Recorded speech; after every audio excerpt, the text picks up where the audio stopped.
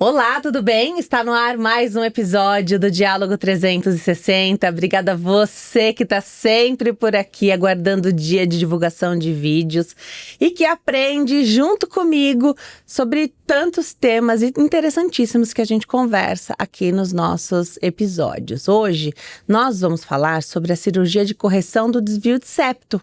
Muita gente tem desvio de septo e nem todo mundo sabe que tem. Isso que eu acho que é o mais curioso do bate-papo que a gente vai ter hoje com a doutora Maiara Laporta. Ela é médica, otorrinolaringologista, vai esclarecer tudo para nós. Doutora, que prazer tê-la aqui, obrigada por ter vindo.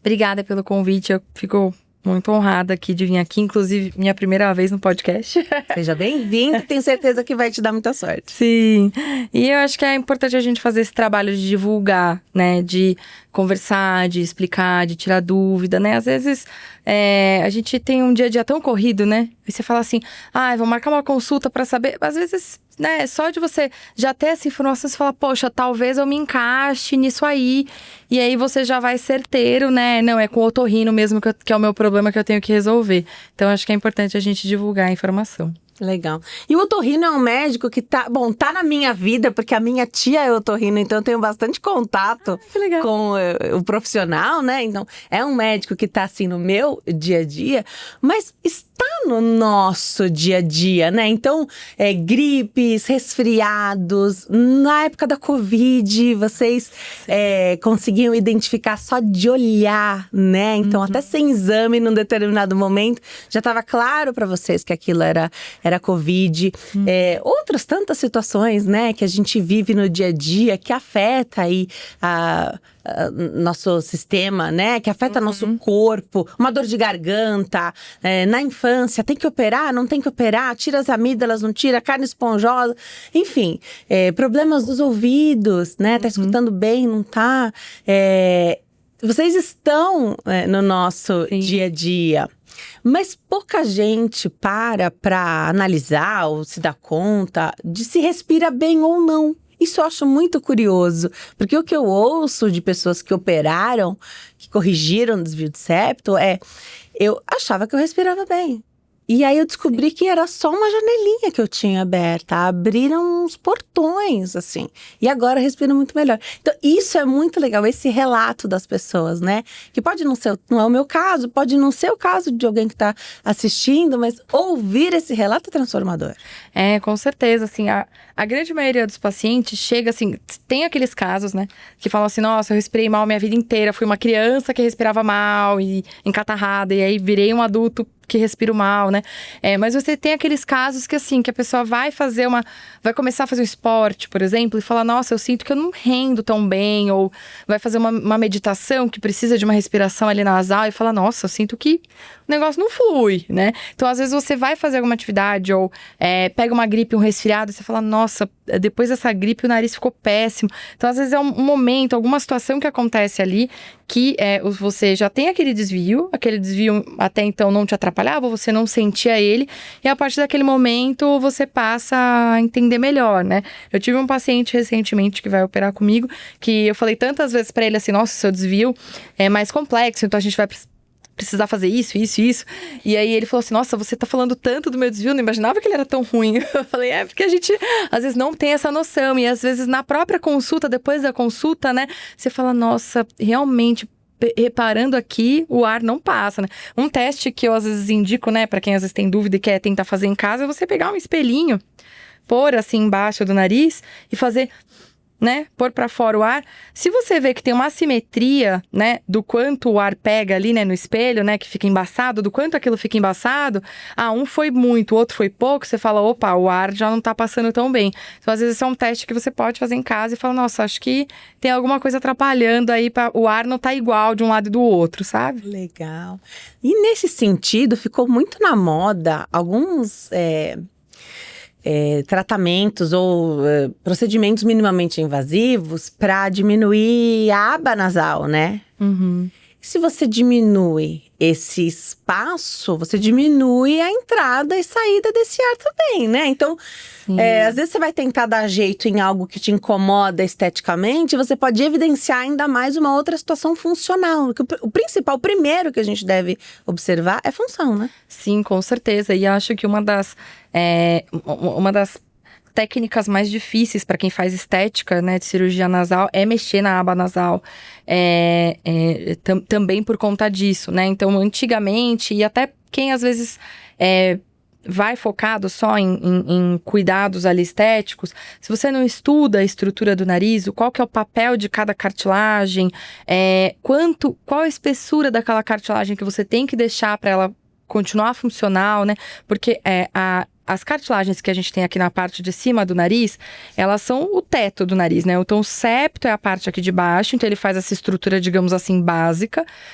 Então, por isso que é importante a gente manter uma parte dele na cirurgia, porque senão isso desaba e a estrutura do nariz pode desabar também, né? Da mesma forma, a cartilagem que a gente tem aqui na parte de cima, se você não deixa essa cartilagem íntegra, ela pode desabar. E isso faz com que toda essa região colabe. E aí você pode ter uma diminuição da passagem de ar realmente mecânica ali, né? Você acaba tendo um túnel menor, assim, para passagem de ar, para quando você mexe tanto na estrutura da ponta, quanto aqui na região da aba nasal. Então, eu sempre indico, assim, conversas, tem paciente que fala, eu queria aproveitar, né? Então, a cirurgia a septoplastia, ela é uma cirurgia que a gente não mexe na estrutura do nariz. Isso, inclusive, é uma dúvida que muita gente tem. Eu vou operar meu nariz, eu não queria mudar a estrutura. Ela não vai mudar, a não ser que você queira, né? Mas se você não quiser, se for fazer só uma septoplastia, a gente vai mexer só no septo, só na região do desvio, vai manter uma quantidade boa de septo ali para manter a estrutura nasal, né? E aí, com isso, não se mexe na parte estética. Mas se você quer fazer alguma cirurgia estética, o ideal é já fazer as duas cirurgias combinadas, porque daí já é uma cirurgia só, uma anestesia só, né? Então, acaba sendo tudo muito mais fácil e muito mais fácil de mexer, né? A gente tem que pensar que numa cirurgia que você vai mexer numa região que já foi manipulada, é sempre mais difícil, né? Sempre pode trazer algumas complicações, né? Se tiver vontade de fazer uma cirurgia estética, sempre fazer com um profissional qualificado e evitar essas tendências aí de, vamos mexer um pouquinho, vamos preencher, vamos... É meio complicado, assim. A gente tem que... O nariz é muito sensível, é rosto, né? Tudo que é rosto é assim, é muito... Se mexer e der um problema ali pra resolver, às vezes é difícil. E o nariz está no meio do rosto, né? Não é qualquer coisa. Tá no meio do rosto. Chama muita atenção. Sim. Não tem como. Com certeza. Né? Tanto que às vezes quando eu tenho pacientes que têm alguma dúvida, não sei se eu aproveito e faço cirurgia estética. Eu, assim, na minha visão, acho que pra você fazer uma cirurgia estética, tem que ser uma coisa que você olhe todo dia. Ou você vai tirar uma selfie, ou você vai tirar uma foto, e você fala, nossa, não me sinto feliz. Não me vejo nesse nariz, não me vejo com esse rosto. Assim como qualquer cirurgia estética. Então, acho que tem que ser uma coisa que você tem que querer muito mudar, né? Pra conseguir ter o resultado que você quer e não fazer uma coisa, tá todo mundo fazendo, eu vou fazer também, ou... Porque depois você pode acabar se arrependendo e não ficar não ter a sua identidade, né? E a insatisfação acontece, né? Tem gente que é eterno insatisfeito, algumas pessoas são muito insatisfeitas e não adianta você entregar o nariz mais harmonioso.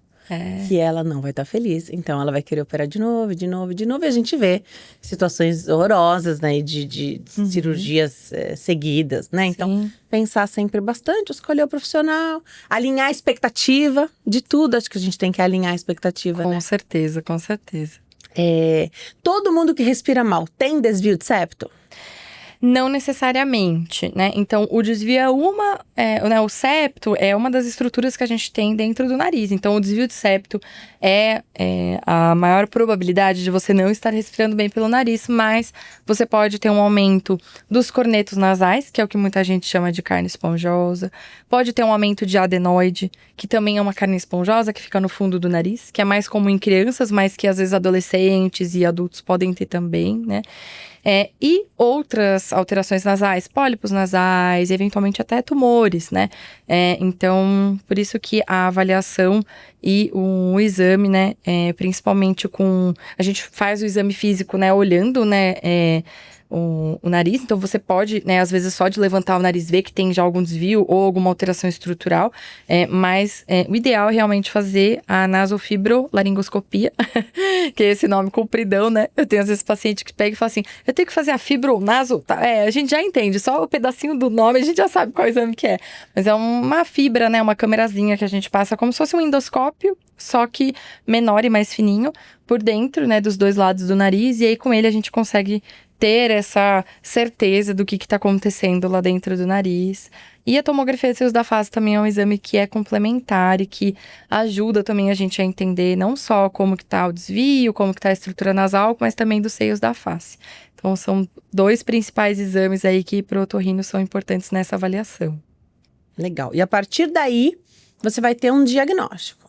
Isso. Então, a primeira coisa é a gente sentar para conversar, né? Então, eu gosto de falar, acho que já dá pra ver.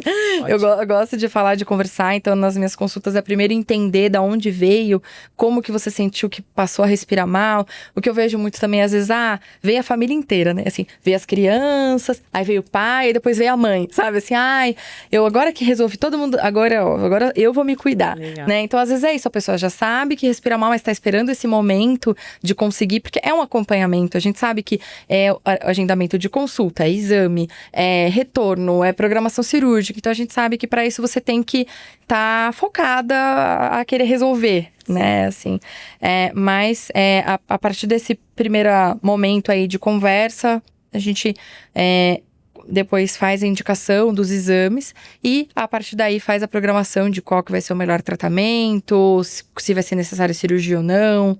Pode não ser necessária a cirurgia. Pode não ser necessária a cirurgia, né?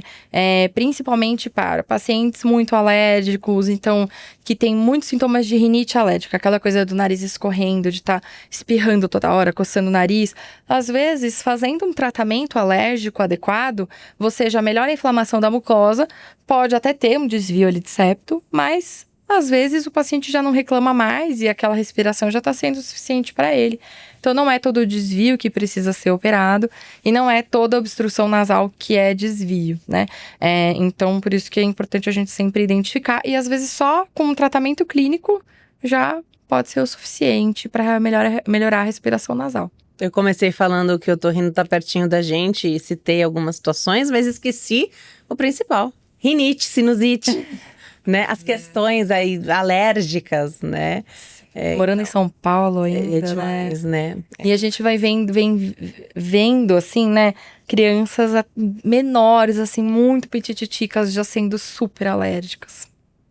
Esse contato, né, assim, a gente sabe que a rinite alérgica, ela tem um fator ali genético, então a gente tem que ter uma predisposição genética, famílias alérgicas, né? Mas esse contato com ácaro, com poeira, a poluição estando cada vez pior, se eu não me engano, acho que no ano passado, numa época no inverno, saiu uma notícia de que São Paulo era a cidade mais poluída do mundo, né? Então, tendo esse contato frequente, a gente vê que as crianças estão ficando cada vez mais alérgicas. Então, o bom é que tem tratamento, né?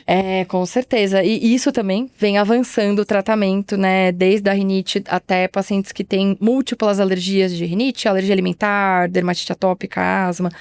Então, o tratamento também vem evoluindo. Porque até na minha época, então na minha infância, quem tinha a rinite alérgica abraçava esse diagnóstico, né? Uhum. Então era um jeito de viver da pessoa. Sim. Acorda, sequência de espirros.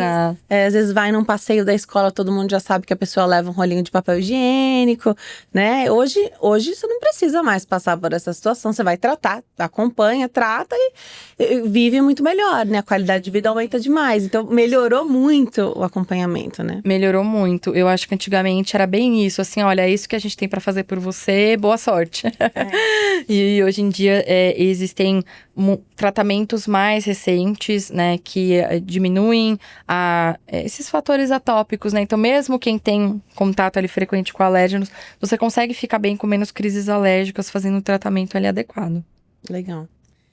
Mesmo com todos os esforços, né? Hoje, às vezes você não tem mais a cortina, você não tem mais o carpete, os tapetes, mas morar em São Paulo já é o fator. Né? É morar na praia, tem jeito.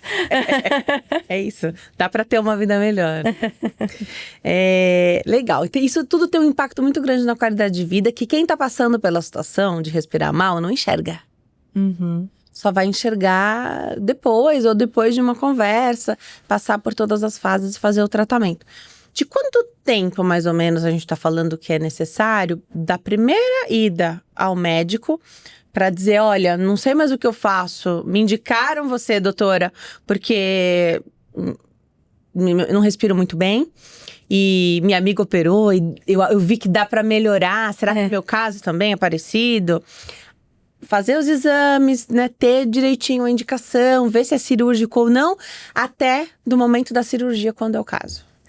Eu gosto de fazer, assim, um acompanhamento, né? Cada caso é um caso, mas no geral, assim, óbvio que tem aqueles casos que chega e você fala assim, olha, não vai nem adiantar a gente fazer um tratamento aí clínico, vai ser só gasto de dinheiro, vai precisar da cirurgia, né? Mas para os casos em que tem rinite, tem outras coisas associadas, vamos tentar um tratamento clínico, eu gosto de deixar um tratamento pelo menos aí durante entre 30 e 60 dias de tratamento. Nesse período já são feitos alguns exames, né? Então, no meu consultório eu faço a nasofibroscopia e aí já faço o pedido da tomografia, né, de seios da face, eventualmente dos exames pré-operatórios também, para já agilizar aí o processo, né? E aí, nesse retorno, que é entre 30 e 60 dias, a gente já define a necessidade da cirurgia, que também aí demora por volta de 30 dias até ter autorização de convênio. Então, esse período todo entre a primeira consulta e até a cirurgia vai entre 2 a 3 meses, mas varia muito também. Às vezes tem paciente que fala, olha, não vou conseguir operar agora, eu só consigo no fim do ano, só consigo... Então, é uma cirurgia que ela a gente não tem nenhuma urgência, né? Você consegue fazer adequando para os planos do paciente, assim como no pós-operatório, né? Então, para essa cirurgia, eu geralmente recomendo 10 dias de afastamento no pós-operatório, para você poder se cuidar, tirar aquele tempo para você, né? Então, um dos principais cuidados no pós-operatório da septoplastia é a lavagem nasal com o soro fisiológico. Então, se você continuar trabalhando na rotina, por mais que você fale, vou trabalhar de home office, né? Nossa, o que tem de paciente fala, não, eu vou ficar trabalhando de home office. Mas você vai ficar lá sentado 3 horas, 4 horas, 5 horas às vezes direto, e você não vai lavar o seu nariz, e você não vai se cuidar. Então, é interessante ter esse período para se cuidar, mas que também pode ser conversável. Eu brinco com alguns pacientes meus que parece que a gente tá jogando truco, assim, 10 dias, não, 10 eu não consigo, eu consigo 3. E você fala, então 5, 7, a gente vai nessas tentando ajustar. Mas o importante é ter um cuidado aí no pós-operatório de pelo menos aí entre 7 a 10 dias de repouso no pós-operatório. Falando um pouco mais sobre alguns cuidados do pós-operatório, né?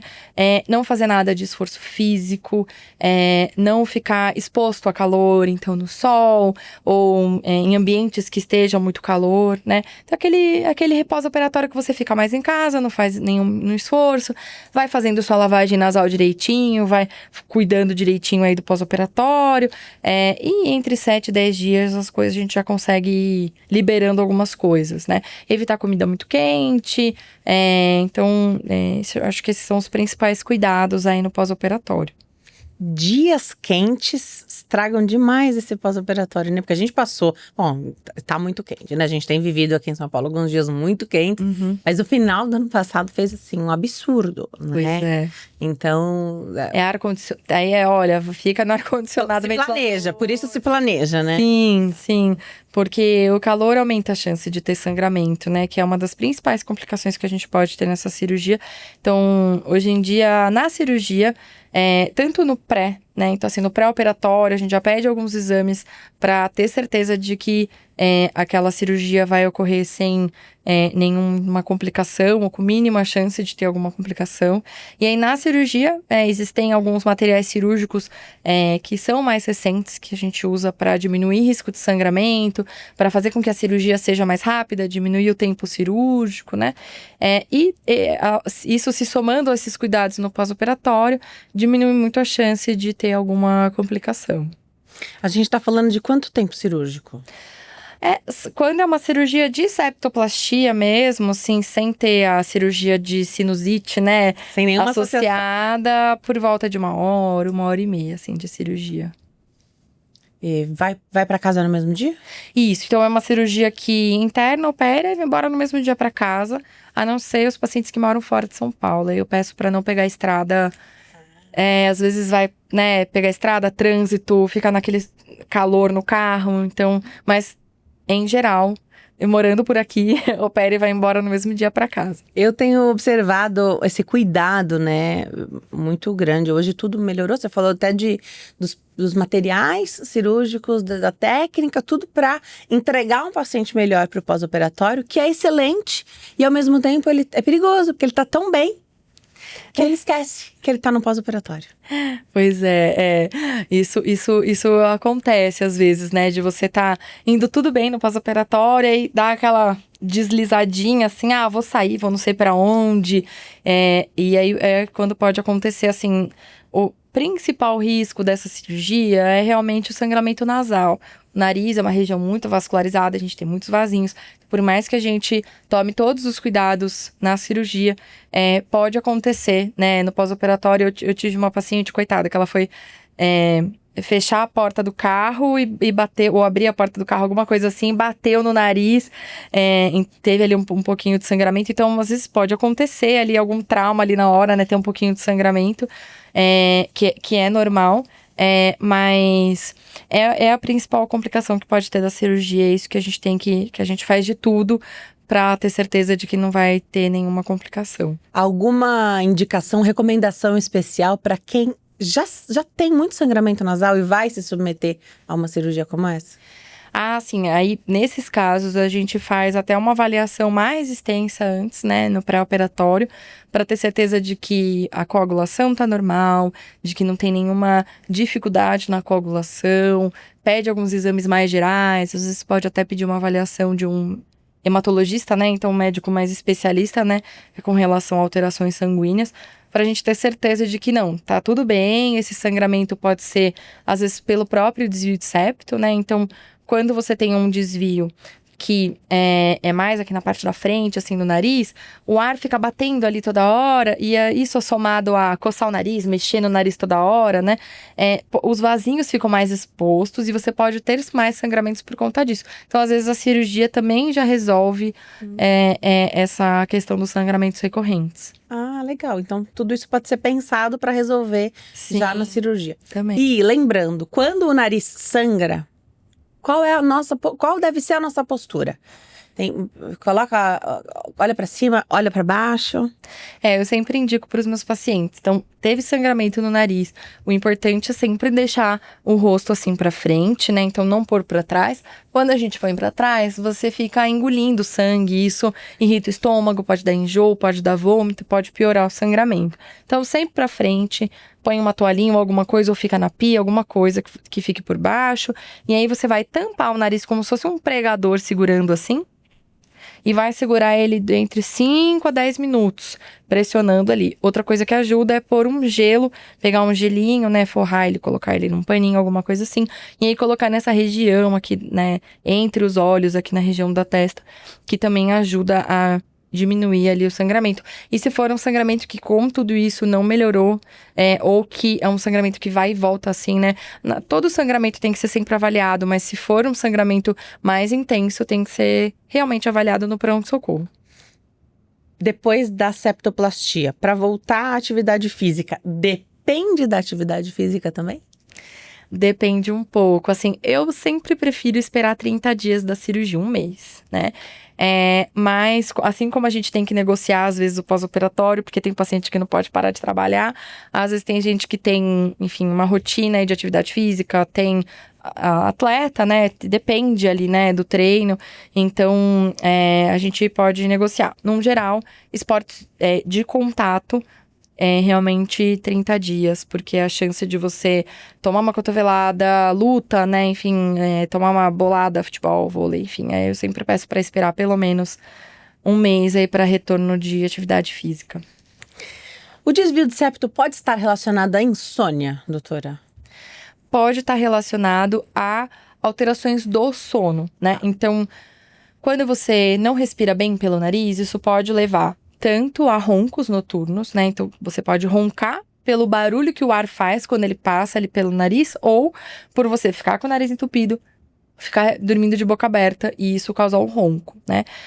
E também por fazer com que às vezes o seu sono não seja adequado. Você pode acordar durante a noite porque tá respirando pela boca, ou porque sente o nariz entupido, com sensação de tipo de sufocamento mesmo, assim, né? De você não conseguir sentir o ar passar. Você pode fazer com que o seu sono sendo assim interrompido várias vezes durante a noite, durante o dia você tem fadiga, sente que o seu sono não foi eficiente, aquela coisa de como se você tivesse sido atropelado por um caminhão, né? Então, tendo alguma dificuldade na respiração nasal, isso pode sim atrapalhar o sono. E às vezes o paciente não tem ronco, ou um ronco não é um problema, mas respira pela boca durante a noite toda, não tem um sono adequado, acorda com a boca seca, né? E faz com que você não tenha realmente um relaxamento, né? A função inteira do sono ali adequada.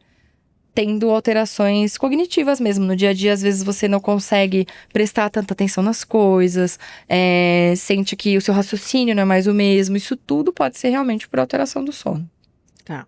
Então, o ronco pode ser um fator a levar, porque nós falamos que a gente se acostuma com tudo na vida, né? Uhum. Então, você acostuma a respirar mal, você acostuma a dormir num quarto separado do teu marido, da tua esposa. Você acostuma a não viajar em grupo porque você tem vergonha, porque sabe que ronca, né? E essa questão também é importante. Pode estar relacionado, mas não só ao desvio de septo, né?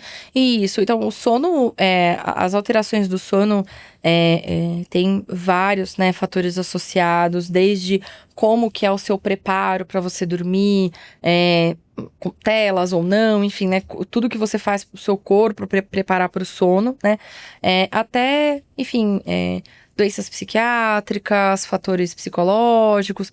Então, a insônia, ela pode ter muitas razões associadas, mas tendo uma avaliação de um otorrino ou de um médico do sono, você consegue entender melhor ao que essa insônia está associada e não só depender de uma medicação para te fazer dormir, né? Tem gente que acaba precisando por algumas doenças do sono, mas é sempre importante ter essa avaliação inicial e ter certeza do diagnóstico para fazer o tratamento correto.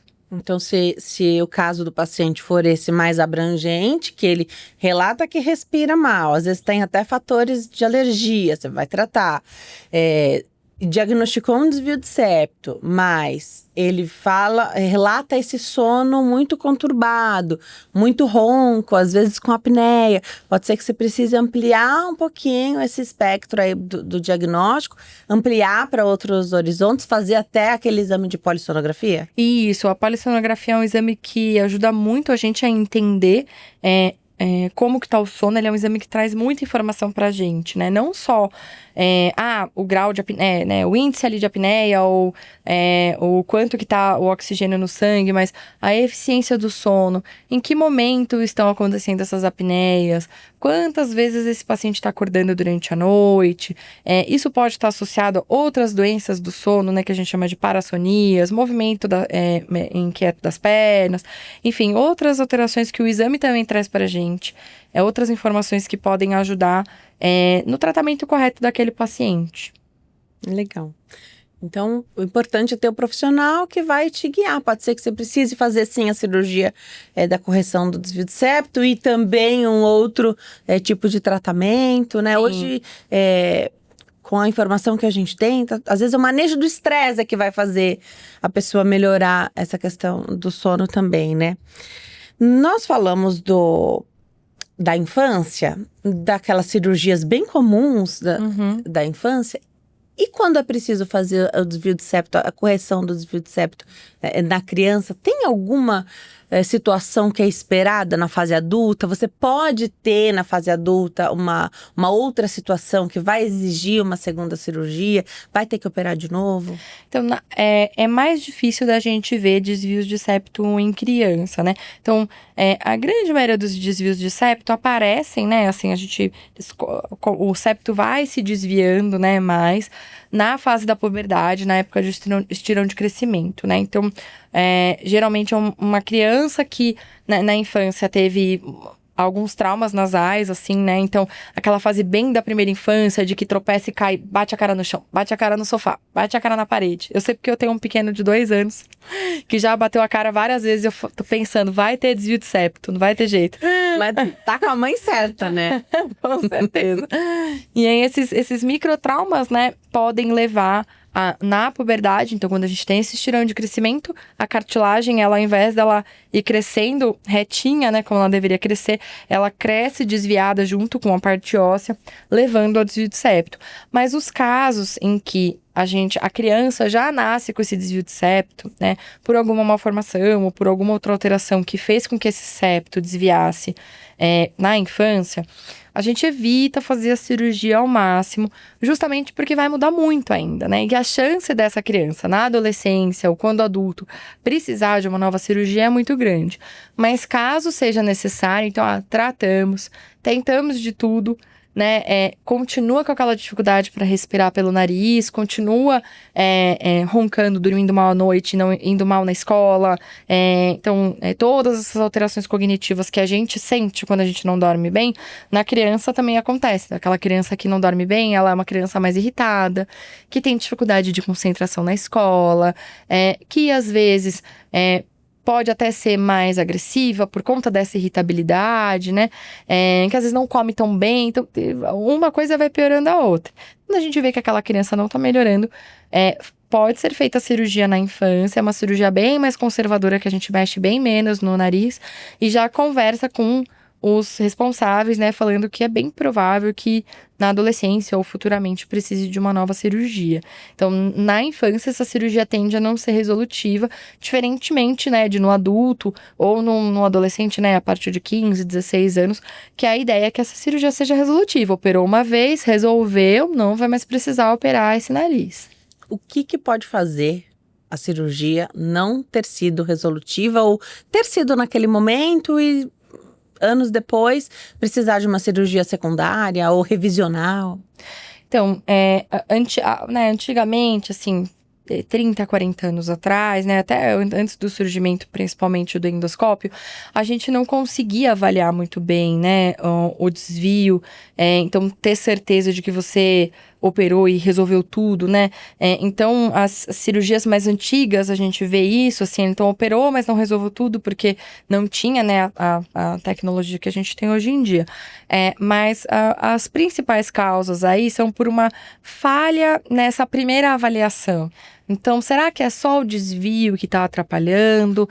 Será que a gente precisa fazer uma rinoplastia funcional? Então, assim como existe a rinoplastia estética, né? A gente tem a rinoplastia funcional, que é mexer, né, nessas outras estruturas do nariz, no osso, nessas cartilagens aqui da parte de cima do nariz, por uma questão funcional. Então, para você respirar melhor e não em si pela questão estética. Então, se nessa primeira avaliação não são identificados todos os fatores obstrutivos, né, e isso não é resolvido na cirurgia, pode ser que precise de uma nova cirurgia depois. Então, às vezes o paciente fez a cirurgia e falou, nossa, eu já tô respirando melhor, né? Porque tirou um fator ali, né? Mas aí, ao longo do tempo, você vai vendo que, nossa, vai melhorar daqui a um tempo, vai melhorar. Aí não melhora, né? E o outro fator aí que pode fazer com que essa respiração volte a piorar é a rinite alérgica, que pode fazer com que a mucosa do nariz volte a inchar, e aí você vai ter o nariz voltar a ficar entupido, não por conta do desvio, mas por conta dessa carne esponjosa que voltou a crescer. Então, pode acontecer. Para os pacientes que são alérgicos, eu sempre converso que, apesar da cirurgia ser resolutiva do ponto de vista aí do desvio, a rinite, a gente tem que continuar acompanhando, porque ela pode voltar e atrapalhar a respiração futuramente. Aproveitar esse gancho, quem tem rinite ou quem tem muita alergia, costuma ter um remedinho, aquelas gotinhas do nariz. Queria que você falasse para quem tá em casa, aproveitar essa oportunidade. Porque, às vezes, o remedinho, o final dele é soro. Mas ele não é soro fisiológico, é remédio. Exatamente. E isso pode causar um problemão a longo prazo. Eu queria que você falasse, porque eu sei que dá para fazer esse desmame. Quem usa acha que não vai conseguir, fica sem. São as gotinhas milagrosas, né? Tá sob o ar-condicionado, a pessoa vai lá, precisa a cada meia hora, 1 hora. É um vício. Queria que você pegasse essa oportunidade para falar com quem tá em casa, porque tem muita gente que usa esse remedinho. Sim. A primeira dica que eu dou, assim, sempre para os meus pacientes é que o soro fisiológico, ele vende na prateleira. Você não precisa pegar com o farmacêutico. Então, se é uma medicação que você tem que pedir para o farmacêutico ficar atrás do balcão, não é soro. Tem medicação ali junto, né? Então, foi lá, tá ali naquelas prateleirinhas, e tá tudo junto, né? Naquele mesmo bloco ali, é tudo soro fisiológico. Uns são 3%, com um pouco mais de concentração, com xilitol também, que agora tem sido muito usado, que é ótimo. Mas é tudo soro fisiológico com alguma coisa que não vai atrapalhar a sua respiração, né? E nem uma alteração nasal. Mas essas medicações, então, são frasquinhos que geralmente contêm ou a oximetazolina ou a nafazolina, que são as composições, né, da medicação. Eles são vasoconstritores. Então, eles fazem com que os vasinhos do nariz todos fiquem mais fechadinhos. E aí, com isso, a sua mucosa do nariz dá uma desinchadinha e você respira melhor. Para quando você tá assim, nossa, tô super gripado, tô com uma sinusite. Às vezes eu indico para alguns pacientes meus que estão super, chega aquela voz assim, falando, nossa, usa uns 2, 3 dias, pelo menos, pra você dormir. No pós-operatório, eu gosto de deixar também, porque o nariz incha, né, no pós-operatório, você fica com o nariz... Tem paciente que fica com o nariz bem entupido no pós, então, tem a sua indicação. Mas usar mais do que 5 dias, né, 1 semana, eu já peguei pacientes que usam a cada 2 horas. Então, né, usar umas 7, 8 vezes aí no dia. Isso ultrapassa, né, o que é o indicado em bula e traz realmente alguns malefícios aí, não só para o nariz, mas para a saúde como um todo. Ele causa uma rinite medicamentosa, né? Então, se você não tinha rinite, com a medicação você passa a ter, ou você piora, porque você tem a sua rinite alérgica associada a uma rinite medicamentosa. Então, ele causa uma doença mesmo, né? Por uma alteração, né? Da vascularização do nariz. Pode dar alterações cardíacas, porque ele deixa o seu coração mais acelerado, né? Então, pode dar alterações cardíacas. E pode dar outras alterações de necrose de septo, enfim, algumas coisas bem complicadas, assim. Então, para quem faz uso desse tipo de medicação, tem jeito, a gente consegue realmente fazer esse desmame, você consegue ficar sem a medicação, e no caso em que, consegui ficar sem, mas eu senti que meu nariz não fica bom, a gente tem a indicação da cirurgia também para melhorar a respiração. Porque pode ser que a pessoa esteja mascarando Sim. Uma situação que pode ser resolvida cirurgicamente. Com certeza. Às vezes você tem desvio de septo, tem um aumento da carne esponjosa, que operando você consegue já resolver isso sem ficar dependente desse tipo de medicação. Mas o primeiro ponto é sempre tirar, né? É uma medicação que aumenta muito o risco cirúrgico, porque aumenta a chance de sangramento. Então, tem que ficar um tempo sem. Eu já tive pacientes que falaram, mas eu não consigo ficar sem. Eu falo, olha, eu não vou te operar enquanto a gente não tirar a medicação. É um risco, então, operar usando esse tipo de medicamento. Sim, eu já tive algumas complicações cirúrgicas que eu pretendo não tem mais. Passar de novo depois disso. Então, se... Sangra mais. Tem muito risco de sangramento, sangra muito mais. Tem risco de precisar ficar com tampão no pós-operatório, de ter que ficar internado. Fora a situação sistêmica, porque se ele acelera o coração, pode mexer na função que estava boa. Sim. Era um corpo saudável. Função cardíaca, geralmente o paciente que usa essas medicações nasais, eu sempre peço exames ecocardiograma, exames teste ergométrico, para ver se não teve nenhuma alteração na função cardíaca. Principalmente para quem usa há muitos anos, né? Isso que eu ia falar, você deve pegar pessoas que usam há muitos anos, né? Sim, pacientes que usam assim 10, 15 anos. Que são dependentes. Vou ficar no bolso. Homem, assim depois do bolso da calça. Tem um em cada lugar. Tem um em cada lugar, um em cada canto da casa, não fica sem. Mas mesmo para quem é super dependente dessa medicação, a gente consegue tirar. É um processo, não é uma coisa fácil. Assim, é um tratamento, né? Então, você também precisa querer se dedicar para aquilo, né? Então, é igual quando o paciente fala que quer parar de fumar.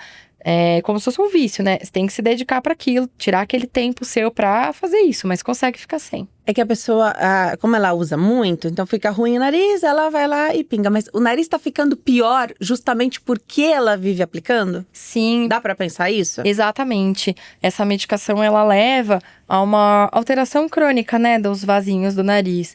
Então, vai fazer com que você, cada vez que você usa a medicação, você vai precisando de mais para ter o mesmo efeito, né? E isso leva a uma alteração mesmo da mucosa, que a gente chama de rinite medicamentosa. Então, uma inflamação crônica da mucosa do nariz por conta dessa medicação.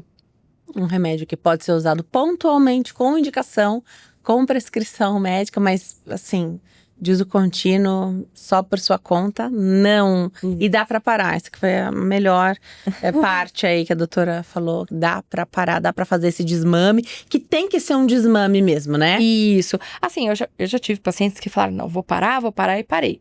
É uma opção, mas a grande maioria prefere desmamando, né? Uma dica que eu geralmente dou pra quem, enfim, já quiser ir fazendo isso em casa, ao invés de você comprar um novo frasquinho, você tira a tampinha dele, enche ele de soro fisiológico. E aí ele vai ficar diluído, a medicação já fica diluída. E aí você vai usando e põe um pouquinho mais de soro, que aí conforme você vai diluindo e vai precisando usar cada vez menos, né, vai diminuindo aí a necessidade da medicação. Então é uma coisa que eu indico para ir fazendo, além de um tratamento que eu gosto de fazer associado. Vai chegar um momento que a pessoa só vai estar hidratando ali. Vai ser só soro fisiológico, que você nem vai saber, você vai achar que tá ali no frasquinho. Legal. Vou deixar seu contato, doutora. O Instagram tem bastante informação por lá. É fácil de encontrar também a doutora. Então tem todos os contatos estão lá no Instagram. @doutora Maiara Laporta.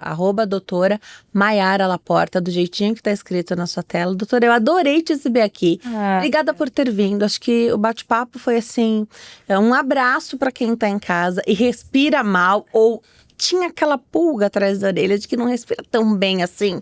Já tinha ouvido alguém falar que a cirurgia desobstruiu ou que um bom acompanhamento com o otorrino fez a diferença. Acho que as pessoas vão se sentir animadas para começar esse ano já indo atrás do profissional para ajudar, né? Não, e hoje em dia, assim, a cirurgia, a gente tem, né, tanta técnica, tantas coisas que a gente pode fazer na cirurgia para ser um pós-operatório mais tranquilo, para você conseguir ter uma recuperação mais rápida. Às vezes, em um mês, você resolveu o que você tá há 10, 15 anos, 20 anos esperando para resolver. Então, é um pós-operatório que tende a ser mais tranquilo. Eu tinha comentado com relação ao tampão. Hoje em dia a gente não usa mais o tampão, é um receio também, né? Tem muita gente que fala, ai, meu nariz vai ficar... Hoje a gente não usa mais tampão, é outra técnica que é feita. O nariz fica desobstruído ou você coloca algum artefato no nariz? Então, em alguns casos, a gente precisa usar o splint nasal, né? Que é uma plaquinha que é de silicone, mas que também hoje é um material muito melhor do que a gente tinha antigamente. Então, a retirada dele depois é muito mais fácil também. A gente retira depois de uma semana, né, da cirurgia. Mas mesmo com o splint, fazendo a lavagem nasal direitinho, tem muitos pacientes que falam que já respiram melhor no pós-operatório do que, assim, mesmo com o nariz ainda super com secreção e tudo mais lá dentro, né, do pós-operatório, melhor ainda do que era antes. Então, tem muita gente que logo depois da cirurgia já começa a sentir o benefício. Então, vale a pena ir atrás para respirar melhor e melhorar a qualidade de vida. É uma cirurgia eletiva, então se programe, se planeje para esse ano você finalmente respirar melhor e poder dar seu relato aí para as pessoas. Isso aí. Obrigada por ter vindo. Imagina, obrigada pelo convite e tô aí à disposição. Excelente falar com você. Volte outras vezes. Sim, combinaremos. Otorrinolaringologia é uma área extensa. E aí você pode voltar aqui pra gente falar de mais situações clínicas e cirúrgicas que caminham junto, né? Sim. Na sua especialidade. Obrigada, viu? Imagina. Precisando, tô por aqui. Obrigada a você que nos acompanha sempre. A vida é feita de diálogos e conexões. E eu te vejo no próximo episódio. Tchau.